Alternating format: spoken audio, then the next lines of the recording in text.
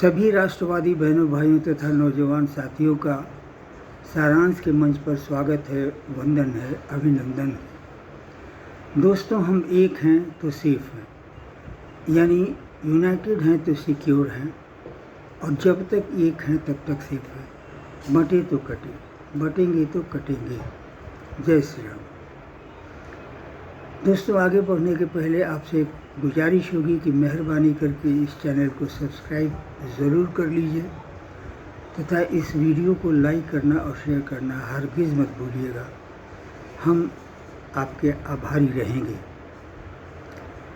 तो आइए दोस्तों, वीडियो की ओर चलते हैं, जिसका मुख्य विषय है हिंदू आतंकवाद। ये तब अस्तित्व में आया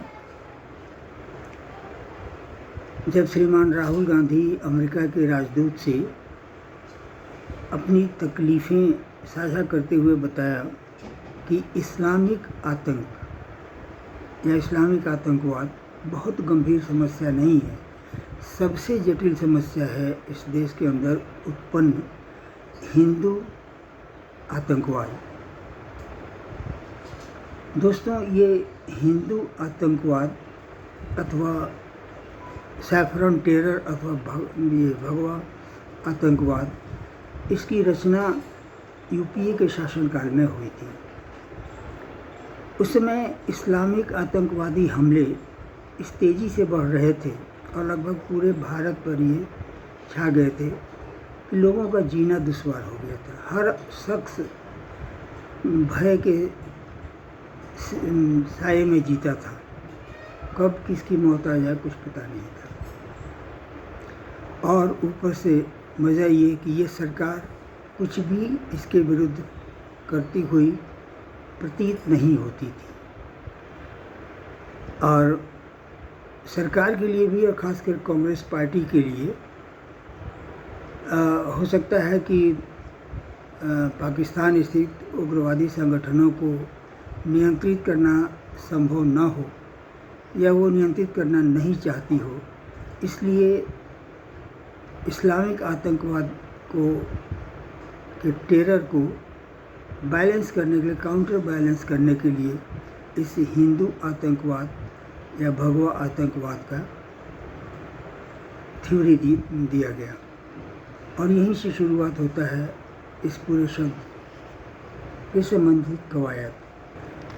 दोस्तों, अभी कौन सा प्रकरण हो गया, किस बात से इस हिंदू आतंकवाद को चर्चा में लाया जा रहा है, इसके कुछ छोटे मोटे कारण हैं। पहला कारण तो ये कि उस समय के दो आतंकवादी जो शायद अमेरिकन नागरिक थे, वो यहाँ की आतंकवादी घटना के बाद अमेरिका जाने में सफल रहे, किंतु वहाँ उन पर कोर्ट में मुकदमा चलाया गया, जिसमें से एक डेविड हेडली ने सरकारी गवाह बनना कबूल कर लिया ताकि उसकी सारी सजाएं माफ़ हो गई। लेकिन दूसरा व्यक्ति तहव्वुर राणा, जो कि मास्टरमाइंड था 26/11 की घटना का, उसे प्रत्यार्पित करके भारत सरकार ले आई है और अभी वो NIA के कस्टडी में है। चूँकि वो मास्टरमाइंड था, इसलिए उसका दिया हुआ हर स्टेटमेंट ब्रह्मरेख होगा और केवल वही बता सकता है अधिकृत रूप से कि इसके पीछे और कौन कौन से लोग थे। अलावा इसके दोस्तों, ये एक घटना हुई। दूसरी घटना ये कि उस अमेरिकन कोर्ट में भी ये स्वीकार किया गया था कि 26/11 का मास्टरमाइंड तहव्वुर राणा है। तीसरी बात ये दोस्तों कि मालेगांव ब्लास्ट में जिन लोगों को अरेस्ट किया गया था और जिन लोगों को 3rd डिग्री टॉर्चर या वर्स्ट पॉसिबल टॉर्चर दिया गया था, उनकी केस की सुनवाई करते हुए उच्च न्यायालय ने साक्ष्य के अभाव में उन्हें बाइज्जत बरी कर दिया गया। यह भी एक कारण है कि हम इस हिंदू आतंकवाद को जरा रिवाइज तो कर लें। अब आगे आते हैं दोस्तों। तो इस हिंदू आतंकवाद को इस्टेब्लिश करने के लिए दो तरफा अप्रोच आरंभ किया गया।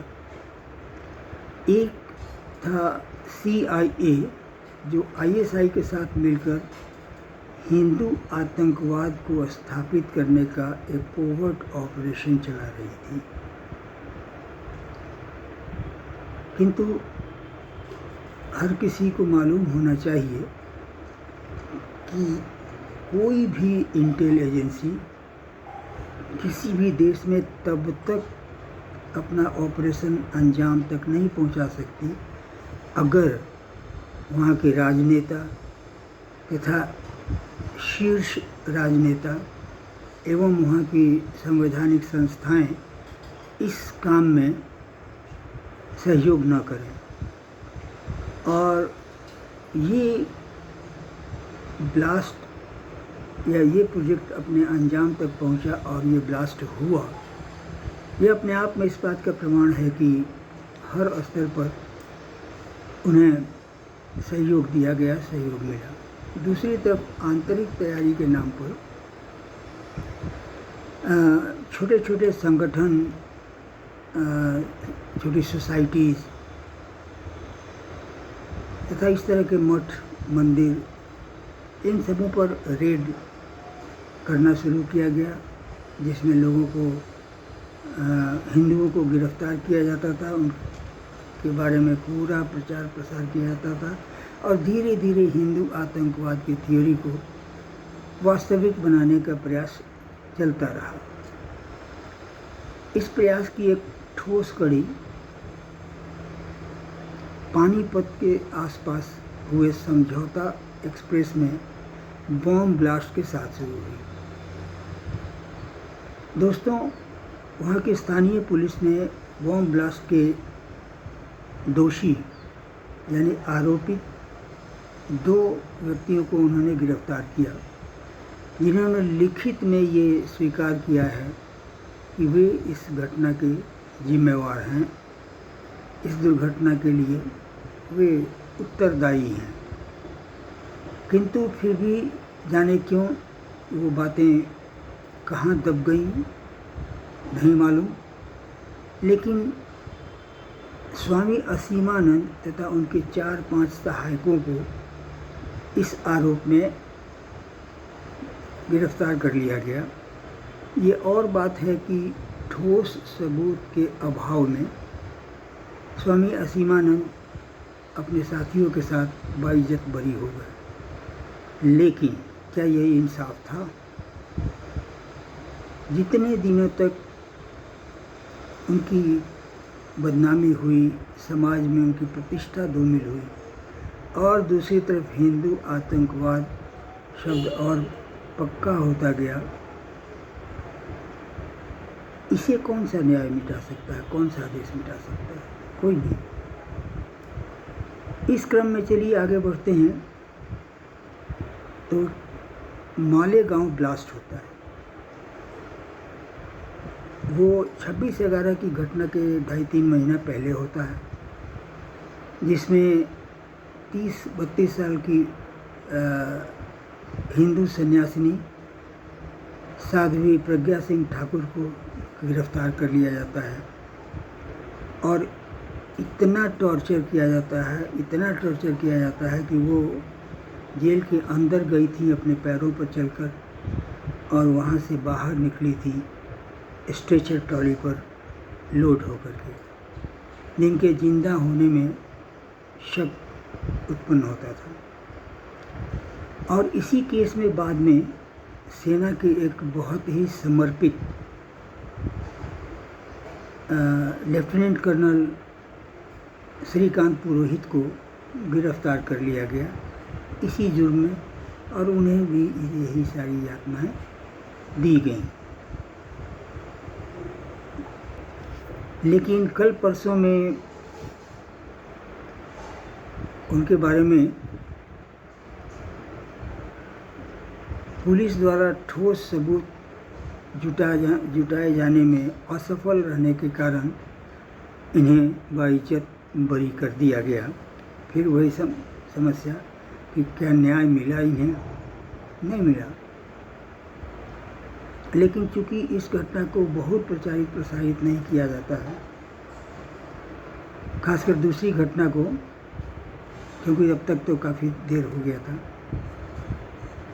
लेकिन हिंदू आतंकवाद धीरे धीरे वास्तविकता की शक्ल ले रहा था।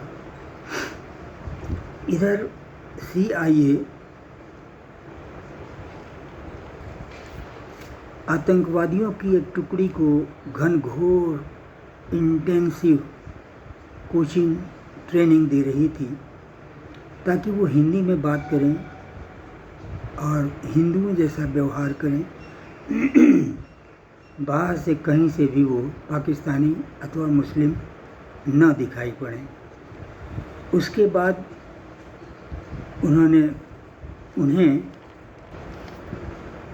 कुछ प्रतीक चिन्ह पहनाए गए, जिसमें कि कलावा मुख्यतः जो अनिवार्य रूप से सभी की कलाइयों पर बंधा था, बांध करके, और वो एक नौका के माध्यम से 26 नवंबर की रात 9 बजे मुंबई में वो प्रवेश करते हैं।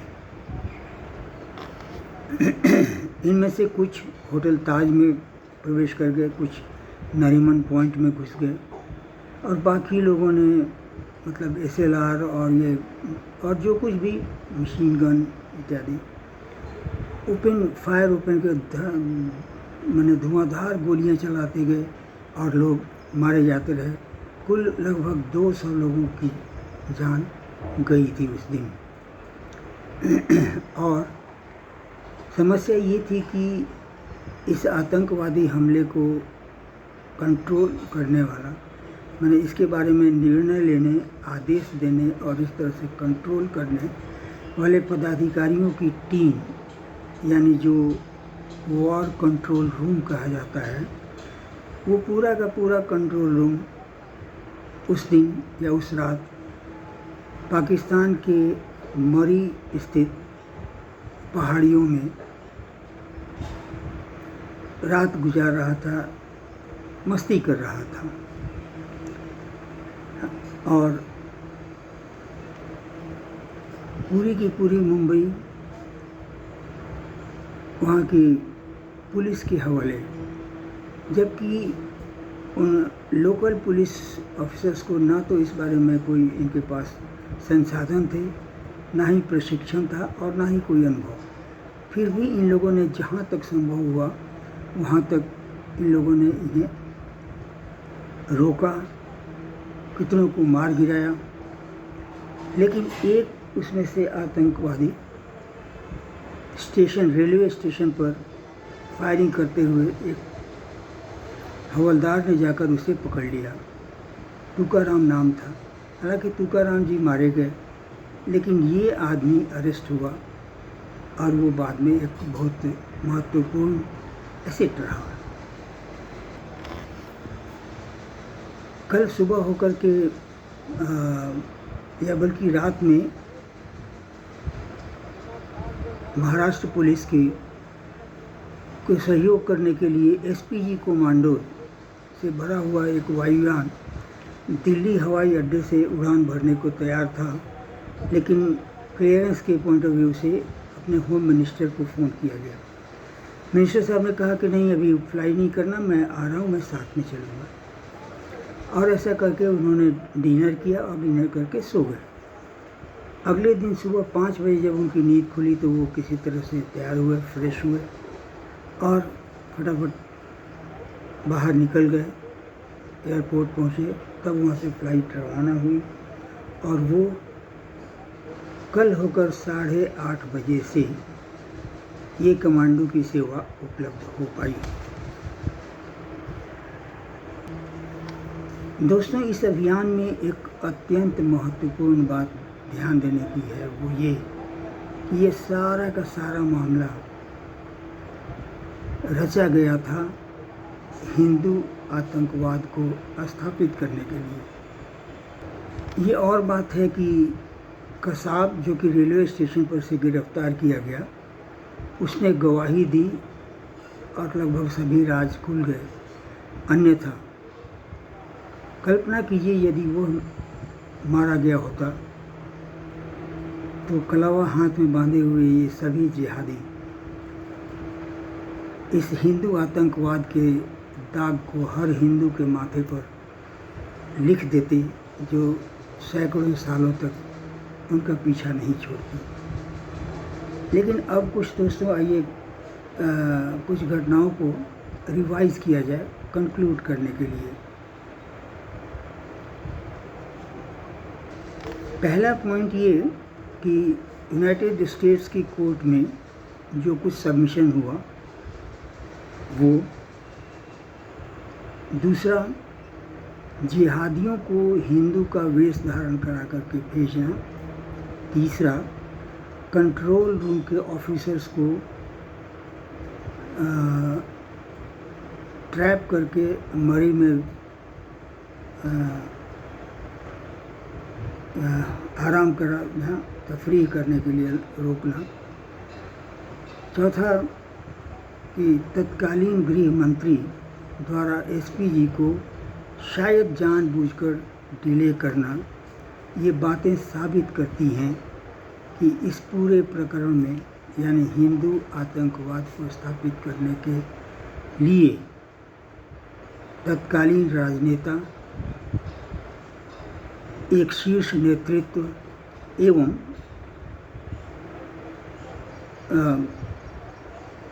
ये संवैधानिक संस्थाएं सब समान रूप से शामिल थी।